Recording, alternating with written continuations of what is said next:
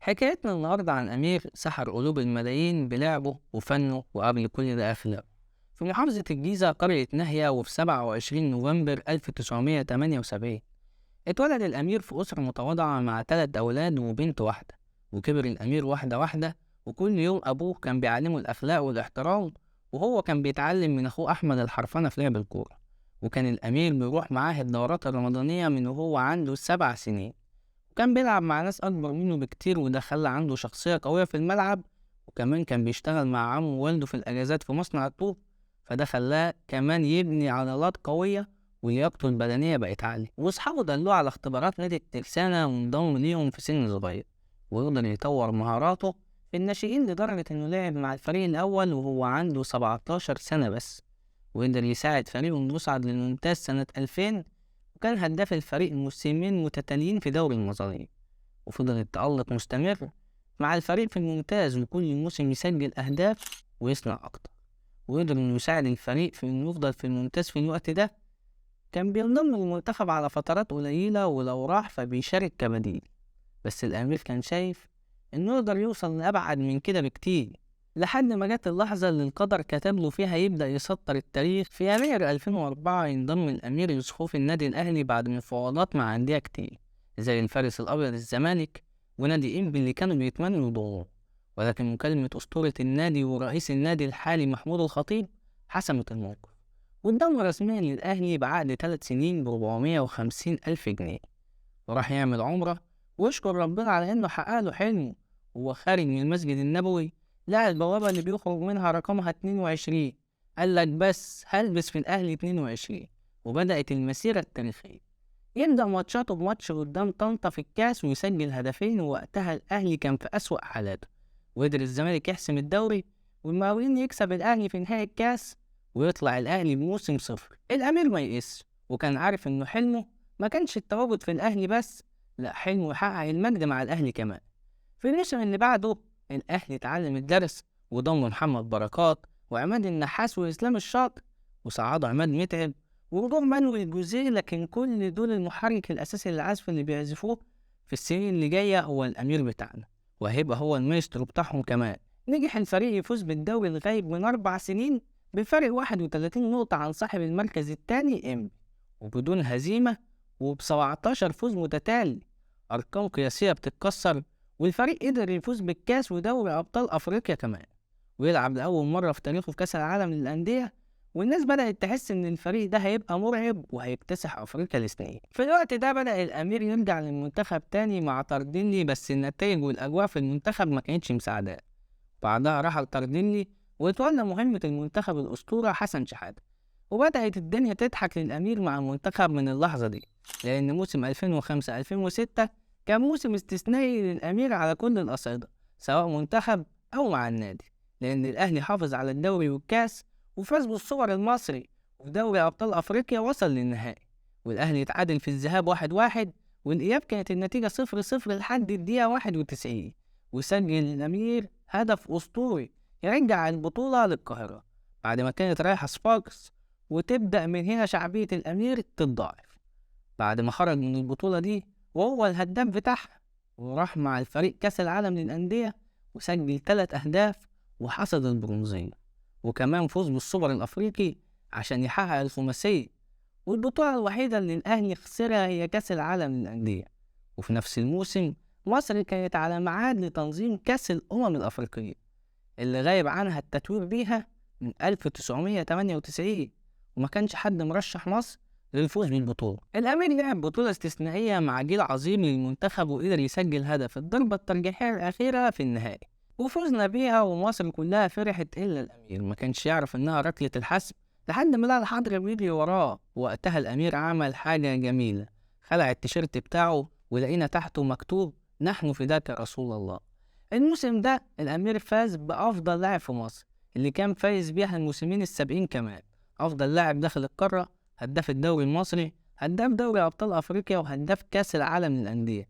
الموسم ده كان موسم عظيم، وكان الأمير فيه بقمة سعادته بألقابه وبطولاته وأداؤه العظيم. لكن في حدث حصل في الموسم ده خد الأمير من سعادته الكبيرة للحزن الشديد. في يوم 31 أغسطس 2006 قامت مصر كلها على خبر حزين خبر وفاة لاعب النادي الأهلي محمد عبد الوهاب اللي توفى بسكتة قلبية في التدريبات في النادي الأهلي. الأمير فضل فترة طويلة في صدمة ومش قادر يستوعب اللي حصل، وكان بعد كل جول يسجله يبكي بعد ما يفتكر صديقه، وما كانش عارف يعمل ايه لصديقه غير انه يبر صديقه اللي فضلت تحكي لحد فترة قريبة جدا ان الامير لسه بيسأل عنها ولسه وافي لصديقه. الامير بدأ يتعافى من الصدمة وبدأ يكتب التاريخ من جديد، لانه في الموسم اللي بعده فاز بالدوري والكاس والسوبر المصري، وخسر نهائي دوري ابطال افريقيا قدام النجم الساحلي بنتيجة 4-2 في مجموع الماتشين. وفي موسم 2007-2008 قدر الفريق يفوز تاني بالدوري والكاس والسوبر، وكأنه بقى تقليد، وكمان رجعوا يفوزوا بأفريقيا تاني على حساب القطن الكاميروني، ووصلوا كأس العالم للأندية وحصلوا على المركز الخامس. في الموسم ده الأمير كان عنده تحدي تاني مع المنتخب في بطولة أفريقيا 2008، وكله قالك ده فازوا بالبطولة دي عشان كانت على أرضهم، لكن اللي عمله الأمير وزمايله كان مخيف. بدأوا يفوزوا على كل الفرق وكانوا في ماتشات ودية في بطولة أفريقيا، والأمير كان له البصمة الأخيرة كعادته ويسجل هدف الفوز أفريقيا بالدقيقة الأخيرة بعد خناقة سونج وزيدان يسلم الأمير الكرة على طبق من دهب، ويتوج المنتخب باللقب للمرة التانية على التوالي، ويبقى الأمير هو صاحب اللقطة الأخيرة. بس اللقطة الأجمل كانت من نصيبه برضه لما سجل هدف واحتفل بتيشيرت تعاطفا مع رس. الأمير في الموسمين اللي بعدهم مع النادي كان بيفوز بالبطولات المحلية كعادته، ولكن في أفريقيا ما كانش في نفس المستوى، وكان بيخرج من البطولة مرة من دور ال16 ومرة من نص النهائي. لكن الإثارة كانت مكملة مع المنتخب. راح الأمير مع المنتخب كأس القارات، وأول ماتش لعبنا البرازيل وقدمنا مباراة ما كانش حد عارف مين مصر ومين البرازيل، والأمير بتاعنا ما كانش زي لعيبتنا، ده كان زي أساطير اللعبة وخلى العالم كله يتكلم عنه.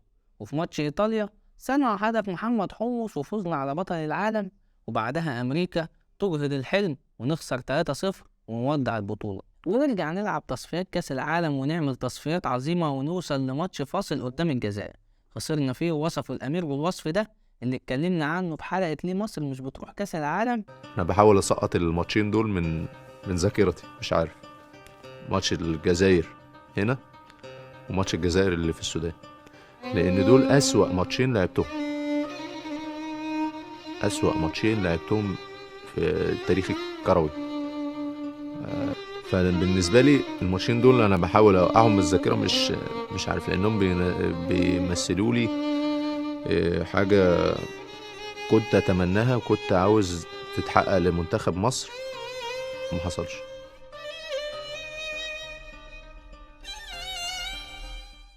وبعدها يتصاب الأمير وما يلعبش أفريقيا 2010 ويفوز المنتخب بالبطولة اللي كان بطلها جده، واللي احنا أخدنا حقنا فيها من الجزائر وكسبناهم 4-0 في قبل نهاية البطولة.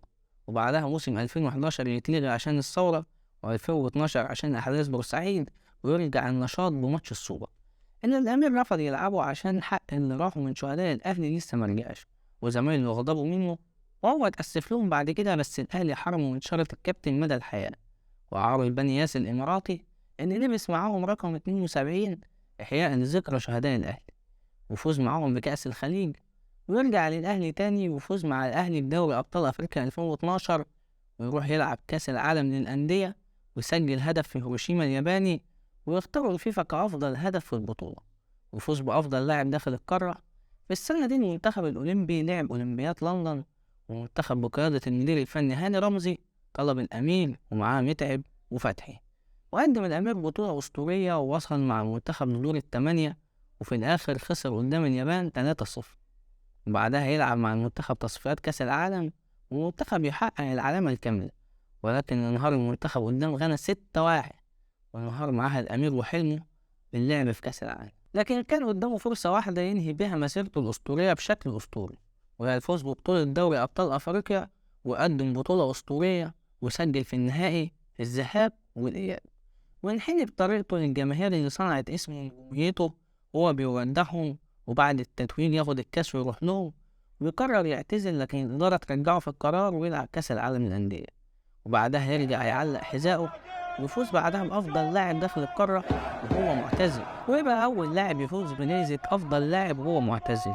وتنتهي حكاية أمير ما كانش ابن الملك عشان يبقى أمير، ده كان أمير للقلوب، الأمير محمد أبو تريكة.